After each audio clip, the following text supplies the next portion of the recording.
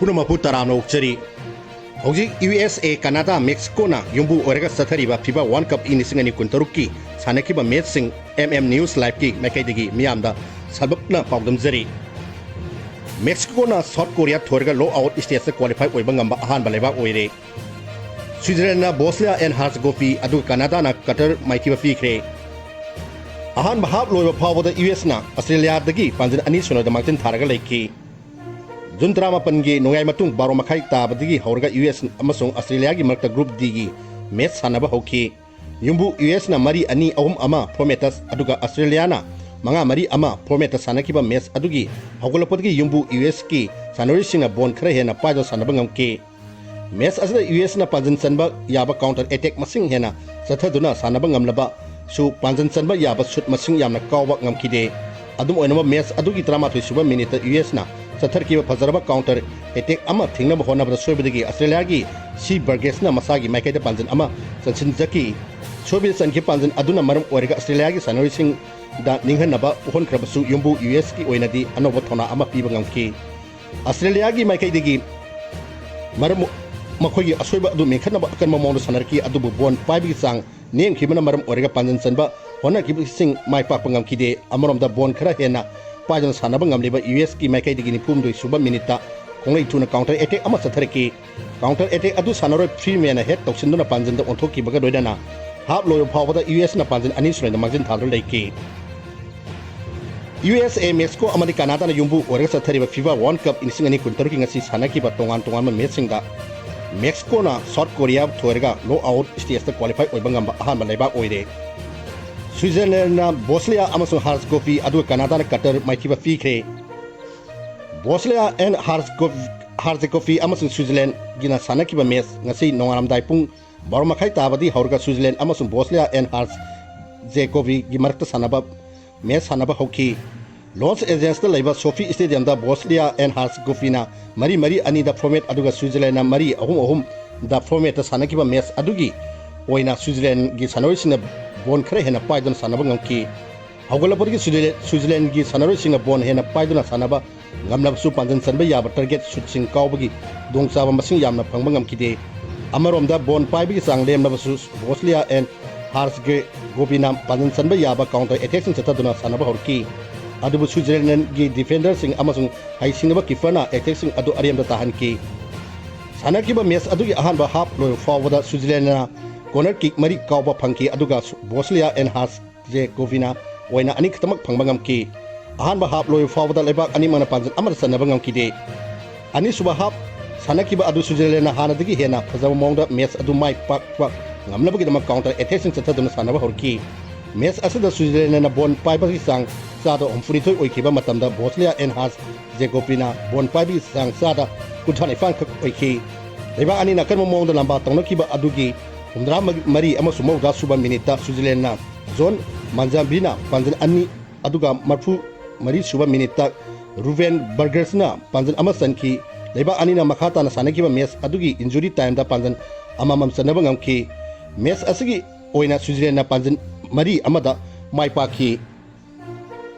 Canada amasung Qatar sanaki ba match ayuk pung ahum makhai tabadi haurga Vancouver da leba BC Press Stadium da Canada amasung Qatar gi markta group V gi match sanaba hoki Canada na mari ani da formata aduga Qatar na mari ani ahum amar formata sanakiba match adugi oina hogolakpodagi yumbu Canada gi sanori singa bon hena paidon laksana na sanaba ngamki match asada Canada na bon paibi sangsa da undaga nipan oikiba matamda Qatar na bon paibi sangsa da kunichu katamba oiki match asana Canada na bon hena paiduna laksana sanaba ngamki baga loina na panjan sanba yabi khudong sa sumasing hena phangba ngamki maduna maram orega ahan mahap loy phawada Canada na panjan ahum soino da mangin tharga leiba ngamki Canada gi panjan sing adu tara truk suba minita kain lurina narina ama aduga kumapan amasung ahan bahap ki injury time da Jonathan David na ani san kibani match adugi kuthamak humdoi suba amasung yakai humdoi suba minita Qatar gi Omar Ahmad amasung Asim Madi Bobu refrina red card utuna findagi mapan thonki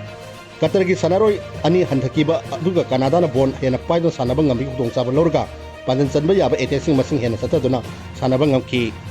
match adugi hupumari suba minute Canada gi Nathan Sullivan na panjan amasan ki humdramanga subada minitana Canada na satharkiba counter attack ama thingna mohonabra Qatar gi Muhammad Manaina soibadi masagi maikaida panjan ama sansinjaki makhatana sanagiba match adugi injury time da Jonathan David na mahaki hat-trick oiriba panjan adu chanmangam ki adubu match loiba pawbada Qatar gi oina panjan amata chanmangam ki dabdagi match adu Canada na naksana panjan taruk sino da mai paki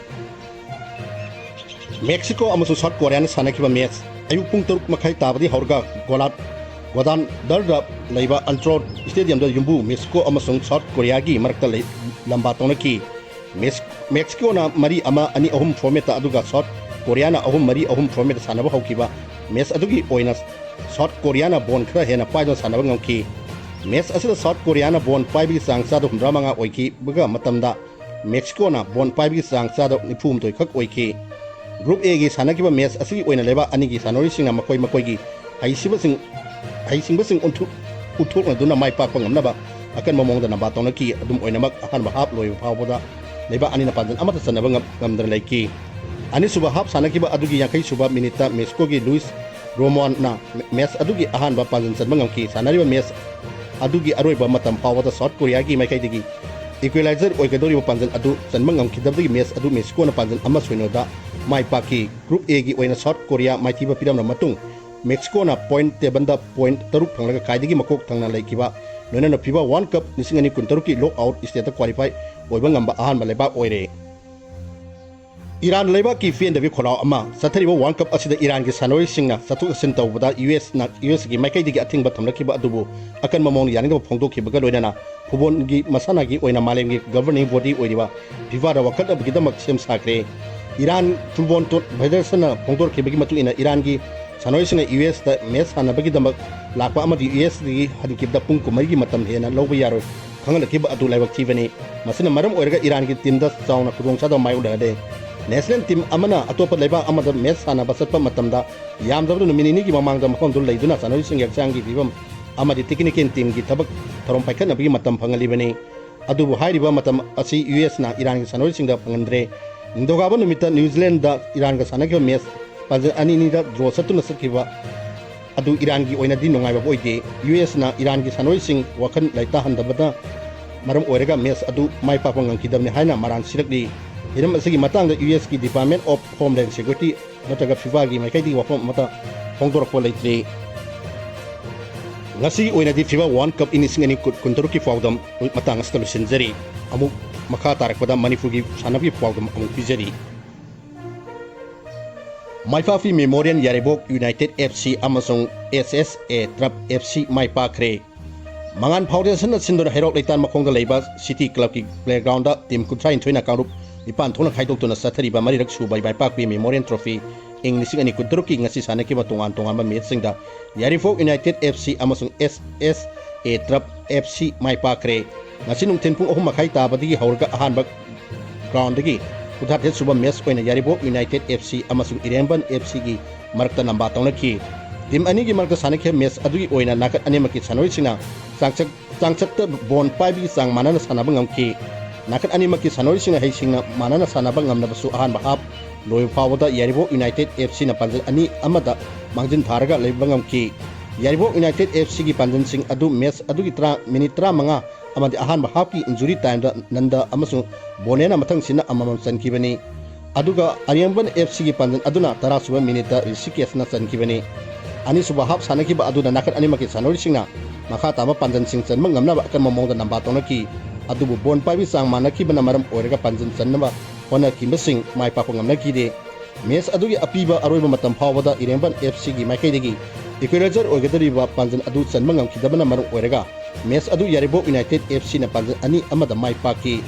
ngasi ani suba ground gi kuthani pan suba match oina nungtin pungmari tabdi horaga namding FC amasung SSF Trap FC gi marakta namba tonaki team ani gi marakta sanaki match adugi oina su match horpati nakat ani maki sanori singa bon sanabagi paibi sang manana sanaba ngamki nakat ani nakan mamong na namba tonaki ba adugi ahan bahap loy forward lamding FC na panjan amasung na mangjin tharaga leiba ngamki ani suba hap sanaki ba adugi apiba aroiba matam phawda SSA na match adu panjin ani amada mai paki CC Meet M Khavam Namkhai Finance Sankre on Manipur Football Association Amphana Sinduna Sahi SG Efrin Tartugi Hodun Impan Mapan Kangjabung the Satar Riba Miam CC Meet Haraka Suhena Kangariban Upumar Subasar Susan Singh KCS ICVAE Memorial Football Tournament is any Komaku Taruking at Sisanaki Hanman Semi Finance Mesta M Khavam Namkhai Southern Sporting Union SS Yugi Torega Finance Mangamkre Bavra Group na sponsor Torga Manipur Tongan Football Team Kunipan Kalup Nipan Saruk Yadon Pangtuliba Football Tournament Asigi Ahan Basimi Finance Mesta M amasung SSUgi Marakta Lambatonaki Team Anigi Martanga Sisanaki Mes Adugi Oina Hogolakpadigi Nakat Animaki